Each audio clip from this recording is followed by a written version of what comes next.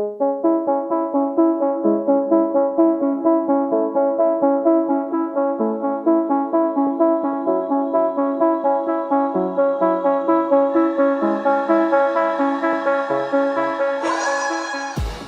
and welcome to the Blackout Podcast, where I get to talk to amazing people who do amazing things. And today I have my friend and the founder and CEO of Proscenium. Thank you so much for coming to the podcast today, Blanche Israël. You stole my last name. Israel. I was like, oh, it's my matchy, yeah. Anyway, so before we get into Proscenium, like I found out the other day you actually played a cello. So let's start with that. How did you get into playing?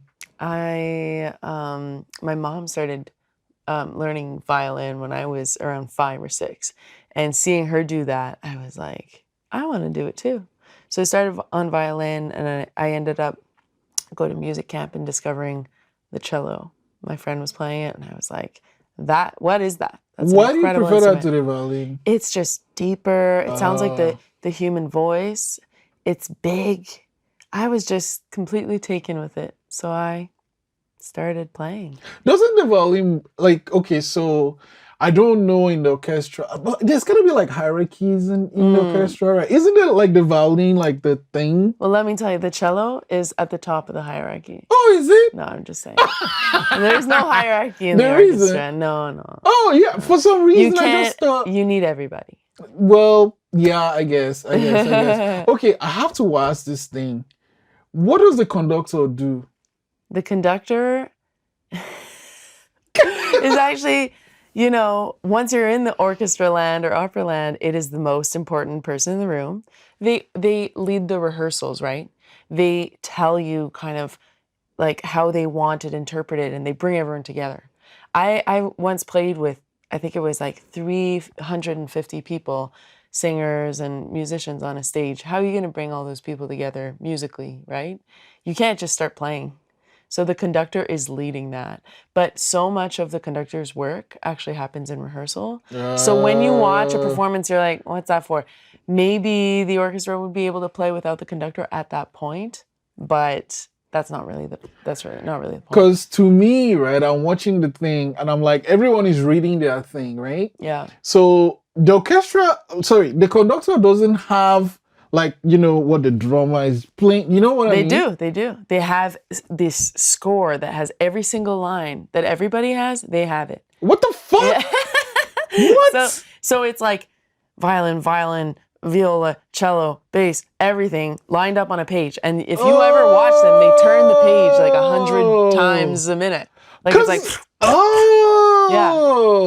yeah, because and then why did you okay, well, let me tell you, I love that you asked this question. So there are different patterns depending, in music, like you've got 1, 2, or 1, 2, 3, 1, 2, 3, or 1, 2, 3, 4, 1, 2, 3, 4, or 1, 2, 3, 4, 5, 6, right? So you need, first of all, to know where you are in, like sometimes you get lost. You need to know where you are. But also then there's interpretation that goes into it. But I'm telling you, like when you have an orchestra, you don't even understand how far some of these people are. Like physically, they're just at the other end of the stage. And so if I'm playing cello over here and you've got like at the other end, like the timpani, and we need to be right at the same time, how are you going to do that? Just stare at each other? Like it's too many people. But like you're reading the thing though, right? You're reading. I mean, you're mostly reading when you're rehearsing. By the time you're performing, you hopefully have it internalized a bit. But you need that coordination, and it's like a coach. It's like, yeah, the basketball coach is not playing basketball, but I think most people understand the importance of the basketball coach. See, now that one makes sense to me. The strategy, like during the game, you need strategy. Pep talk maybe, like all those things. The conductor. Because there's this movie Tar. I don't know if you've seen it, but it's about Tar, this conductor, and like I'm like, oh my. But like this person is just doing this. Yeah. But when you tell me that they have everything on I think to me, like I can't play any music, but I love music. But the thing to me is the when you read those funny squiggly things. I think reading that Sheet music, yeah. yeah, like people that can read that thing are just, like freaking geniuses to me. It's just a language. It's just like saying, wow, people who speak German are geniuses. No, they just learned it. Nah, man, I've tried. First off, you have to know what the name is and what the line is, and Yeah. anyway, so you found cello, Yeah. and then it's the best top of the pecking order instrument. okay, Yeah, I studied cello, and as I was studying, I was kind of like, you know what? I feel like the way I am and my personality, there's kind of more I can give than just like you make a good point. You're being silly, but it is true that sitting down and playing music that's written and that's being kind of like conducted for you, that's like one sliver of what it is to make music, and what even just a sliver of what it takes to bring all those people together. And I was just interested in the bigger picture of that, being behind the scenes in those organizations, and then that kind of turned into like an even more zoomed out view of kind of cultural strategy, like working on the sector as a whole, working with partnerships and government and stuff like that. And so I went into arts management at the University of Toronto, and then I went into kind of working for opera companies and orchestras and stuff. And then I went into my own thing, my own business. So I'm originally from Nigeria, and I mean, I guess there's some kind of supports there for the arts, but then I moved here and I was like, oh wait, there's this pocket of money somewhere that you can go and apply for and go and just create art. It's a strange thing, and it's also a little bit different in every country, or very different in every country, and really reflects the way that each country thinks about the importance of the arts within their society. So like Scandinavian countries, they get it. Quebec is a province that really, really puts a lot more money than the other provinces in culture because of the language, the language protection, revitalization, and just bringing people together around French is important. And it's the same thing in Finland. It's places that have something to preserve or to kind of educate themselves about, so as not to get absorbed into the mainstream, which for a lot of Canada is the US. And so we have systems essentially in Canada and many parts of the world to say, yes, like art is essential, and it's an essential service. It's also not something that everyone can afford. So how can you make a living, making art? And if you need to make a living, you need to make it commercially viable.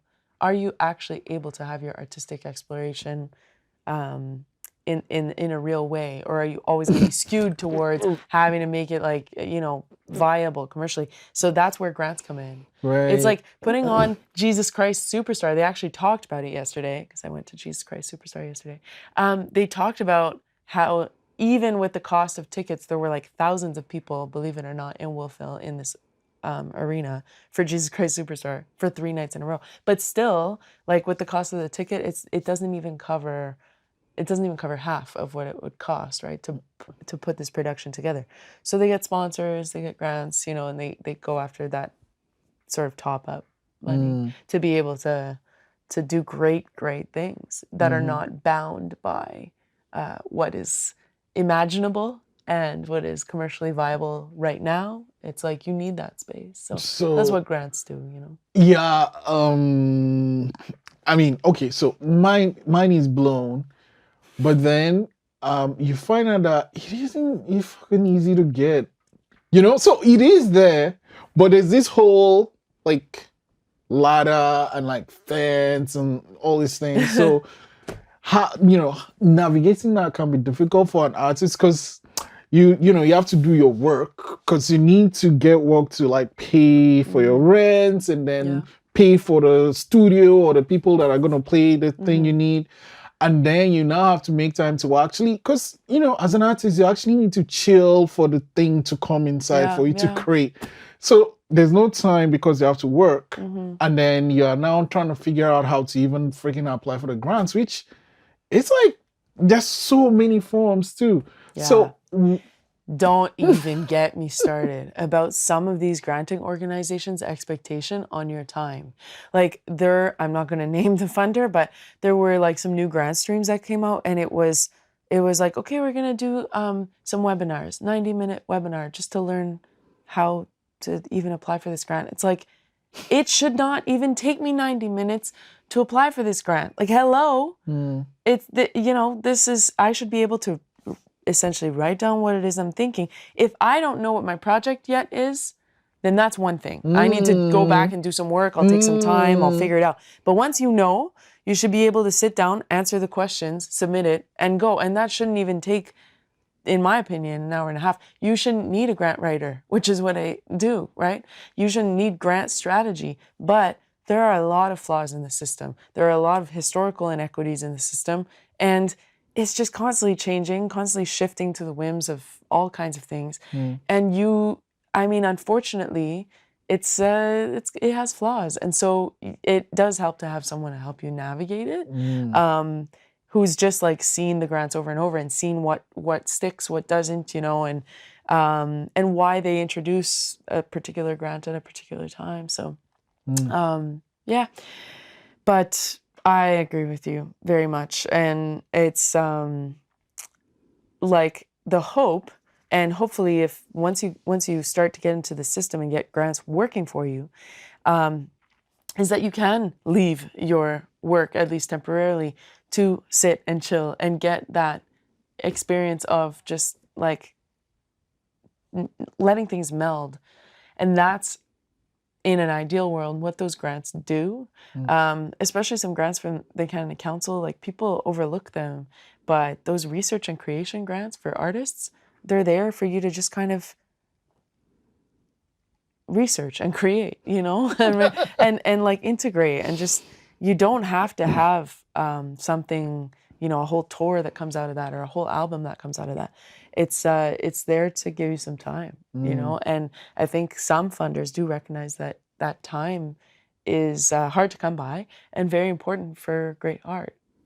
So, you play cello and then you find, you tell yourself, just gotta be something bigger. How did you land in art management then, and how has it been for you so far? Arts management was kind of like, oh, maybe that'll be for me. And I just took to it like a moth to a flame. Like, I loved it. It made a lot of sense to me. Just the legal implications in the arts, fundraising and development, marketing, all that stuff that goes around it. And policy, like that, just, if you're in government, how do you make a great, vibrant society where people feel like living and feel happy and feel safe? Art plays a huge role in that, and in attracting people, and so those kinds of big picture strategies I find really interesting. I bobbed around. I went to Germany for a couple of years and was living there, and then I got invited to join an artist. His name is Jeremy Dutcher. He's an Indigenous artist out of New Brunswick, who had really an astronomical rise from, relatively unknown. He actually studied at Dalhousie in opera, and he went from being, relatively unknown to his first album won him the Polaris Prize and a JUNO, and he invited me, like, before all that happened, to join his band. And I was like, but I'm not a cellist anymore. Like, I'm over here doing this brain stuff. Yeah. And I thought, like, I had so much imposter syndrome. I was like, he's gonna figure it out anytime now. I was like watching the clock. He is gonna figure out that I'm not a real cellist, even though I had played for 20 years. Just sidebar, like, classical training will do that to you. It'll just mess you up and make you feel like you're useless because you just haven't put in the legwork every single day to practice 6-8 hours a day, Wait, what do you do for the 6 hours? You just play? Beats me. I'm serious. I could never, like, I had people around me practicing 8 hours a day in the practice room, and I would try. I'd be like, okay, today's the day that I practice for 6 hours. And I think I did it once. It's just, I don't know. It's just, some people in life, and this goes for everything, not just music, are specialists. And some people are Right. generalists. And if you try to make yourself into a specialist when you're a generalist, it's just gonna bum you out, and vice versa. So I think there are people who go into music who are specialists, and they really, really enjoy, you know, the craft of just getting every last note perfect and doing over again. But my mind doesn't work that way. Yeah, I think I'd lose my mind. Yeah. So, because, you know, when people are like, oh, you got to rehearse for 6 hours, I'm saying, you just go, you get the sheets, and you play, take a break, play. Fuck. I mean that kind of training is very much like athletics. Like it is, yeah. You, I think we are running for train, the training for the train. Olympics. Yeah, and you just like, can I shave off 1 second? You know, can I make this bow stroke just like that much more exquisite? And if you dig that sort of thing, it's amazing. It's incredible. You know, but if you're forcing yourself to try to like be that kind of person, then it's a real bummer. It really is. So you kind of see, you know, artists meandering, and you have this skill set because of what you've been doing. What made you decide to start proscenium? What is proscenium anyway? So proscenium is the name of a kind of stage, and it's like at the time I was working in opera and orchestra, and everyone knew what a proscenium stage was, and now I'm Right. like, oh, this is actually like a really weird name to spell and whatever. But yeah, it's just basically the type of stage where you have a frame around the stage, and then you have the stage behind that. So when you picture a curtain, like at the ballet, that's usually a proscenium stage. So proscenium, because there's the word pro and scene, and anyways, it's kind of where that came from. I started out just doing actually French-English translation for arts organizations and artists. That's where it was first born. Like I find a lot of things in life go from the outskirts of what you're interested in, and they start to spiral closer and closer to the center of where you want to be heading. So that's kind of, well, for me anyway, that's how that happened. I started to integrate some grant writing work and fund development, you know, strategy and that sort of thing. And now these days I'm also doing consulting in like cultural policy and strategy and digital strategy and that sort of thing. So I'm definitely like a jack of all trades kind of person. Generalist. Yes, and I'm able to like absorb information quickly and sort of process it, and it go from A to B to Z like pretty quickly. So it kind of turns into translation, but in all kinds of ways, not just language translation, but just like idea translation and stuff like that. So it pops up, and I pop up in all kinds of things. So I'm an artist, or, you know, whatever, and I'm like, oh, I know these grants, and then I find out about you and your company, and I reach out to you. What happens from there? So first we chat. And for me, I find it really exciting because I want to know about artists' pie in the sky dreams. Here in Nova Scotia, a lot of people don't even dare to let themselves dream big because the available resources and the available time are just like few and far between for some people. So they do what they can. And usually like the people that I meet are often working on the side of another job, if not 2 or 3. So I go like, you know, if you had all the money in the world to do exactly what it is that you want to do, what would you do? And I think it's really important to pinpoint that. And a lot of people don't even have an answer to that because they've never allowed themselves to go there. So starting with that, and then identifying what it is they're working on right now, and what are, I call them the lowest hanging fruit, the most sort of direct grant applications and things like that that match up directly with what they're doing. I might go do some research. I might already have them for them. Often for individual artists, it's like the same like 5 or 10 that come up. So I make them a plan, and then we work the plan. And it really depends on the motivation of the artist. In what way? Well, like for me, I don't want to just take what an artist is saying and be like, let me put all this together for you. That makes sense for artists who have a really clear vision and who are extremely busy. And that's like maybe 5% of my clients. Most of the people who approach me are like, I don't know what to do. I need money. And I'm not sure what I'm doing. So I actually call my service grant therapy rather than grant writing now, because it's so much about like figuring out where is it I'm going? How do I get there? And for that, I need the artist to be in it with me. And it's not because I don't want to do the work for them. It's because it's important for them to understand where it is we're heading. So we write together. And I ask for whatever first draft. It can be a crappy first draft, but I want to hear like how they talk about their work and what excites them. And then from there, we craft that into a really banging grant application. Or I might look at it and be like, oh, this is actually not a match for this grant. Let's go over here. And then, yeah, I mean, I've taken artists from going like, I don't understand the grant world and it sucks. And I feel like I should have access to these things. And I feel bad that I never get around to doing them, right? Which a lot of people are in that boat. It's just like they never get around to it. 2, like I have artists who have gotten like, 6 figures in a year in grants, and they're leaving their jobs and focusing only on their art, and then like understanding the grant cycle. So they're already applying for the next one. Right. And now they are, I mean, like every Canadian artist's financial mix must include grants. And if it doesn't, like I would be very surprised that someone would be able to make a living just from making their art without ever touching grants. But also, even if you can, why would you? There's more money out there for what you're doing, because artists don't realize the contribution that they bring to society, just like by doing their thing.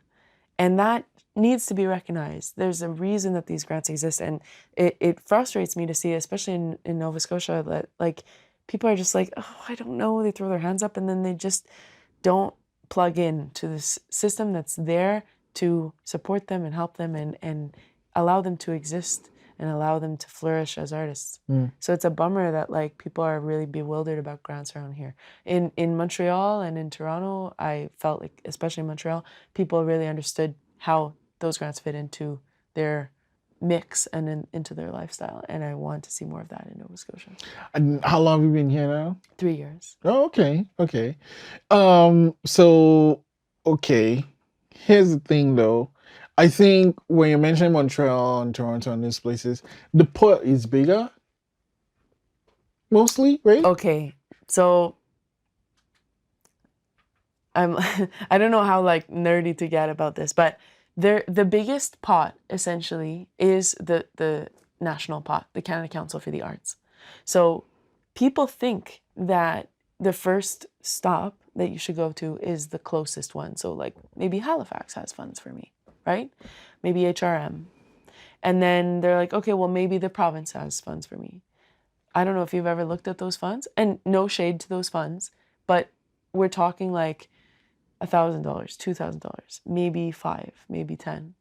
Whereas the Canada Council will give you like 50, 60,000. And they just have the capacity to give you like money for larger projects. And so this comes back to like, I have like 3 main pieces of advice. I've given you 2 already. The third one is start with national funders first. People always think that they should go with the smallest one first, but you should go with the biggest ones first. The pot is just exponentially bigger. So it's actually harder to get money from those pots when you're in Toronto, because everyone in Toronto is applying for those. Right. When you're out in Halifax, they're like, oh, cool. Like someone from Atlantic Canada. Like seriously, I've been on these juries, right? People are always, it's the usual suspects from the usual places. And when you're representing like different art forms in different places, it does stand out in a good way. Mm. So yeah, I mean, that being said, Montreal does have really strong provincial funding, so there is that extra help, and that's just is what it is. But otherwise, like, you know, I would give the same advice to anyone across Canada to go with Canada Council first. So yeah. Start with Canada Council. Okay. Yeah, it's always great talking to you, but I know you have a full day today. I'm going to the spa. I am. Oh my God. I don't know if I've told you this. I don't. It's not relaxing, the spa thing. Do you sit there just going like all the things that? Well, this is my worry that I'm gonna go today and be like thinking about a million things. I like to go with someone, like, and you know, chat. But today I'm going alone, so I'm gonna try to relax. Oh my God, because like I went to the thing, the sauna. Like, what was it? And then this lady's like blowing hot air in your face with the towel. I'm like, I don't know where you went, but I'm not going to that one. What is going on here, man? Anyway, so while I was at the spa, I just had this idea, and I'm writing this story, and it's called a spa, and everyone that goes to the spa gets killed in the spa from all the things that's happening. Oh my! Because I was there, I was just terrified of everything. You just have a very curious, active brain that just like can't stop. So you're like, let me just write an entire play. Anyway, so the spa. So you're going to the spa, but I want to let you go with this question though. Why is art important? Just a little casual question. Just light little final question. Well, I think during the pandemic, it was very obvious that like we all turned to art, and we don't even realize it's the air we breathe. It's everywhere. And even in business, even in like sport, you know, you have art surrounding everything. It is what, it's such a cheesy thing to say, but it's what makes us human. Like literally, you can find examples of human phenomena in animals, you know, in the entire animal kingdom, except for art. There are no, I mean, I'm no scientist. There might be examples. I haven't done the research, but there are no examples that I know of animals that make art. It's what makes us human. It's part of how we create a zeitgeist and communicate and make sense of ourselves and find our place in the world. And especially like in dire times like this, and you know, it's a great time to be alive, and it's also the hardest time. It's all of those things, and like art just makes it worth it. So I mean, that's why we do it. Yeah, it's true, especially during the pandemic. Everyone went to some kind of art. You're right. Blanche, it's always great to talk to you. Thanks so much for coming to the podcast today. Enjoy your spa dates. And thanks for also teaching me why the conductor is important, because I just thought, what the fuck is the person doing there? Thank you.